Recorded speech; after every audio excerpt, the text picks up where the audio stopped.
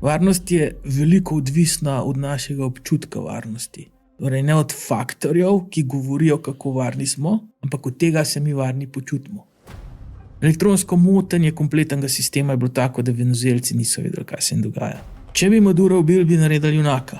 Ker so ga ugrabili, so naredili bedaka. Oni so šli v središče Venezuela, največjo vojaško bazo v Venezueli, in so ugrabili, živega ugrabili njihovega predsednika. To je show of force. V tem vmesnem obdobju je Iran ostal precej sam. Vsa zavezništva s Kitajci in z Rusi so ostala zelo na deklarativni ravni. Kljub vsemu je to igra velikih. Iran je tukaj samo nek kmet na šahovnici. Kitajci stojijo ob strani in gledajo, kako se troši ameriška roba. Vsaka raketa, ki je streljena na Iran, ne more biti streljena v pomoč Tajvanu. Ne pozabiti, da je Xi mu za novo leto precej oster govor. On je pozoril svojo vojsko, naj se pripravi na vojno.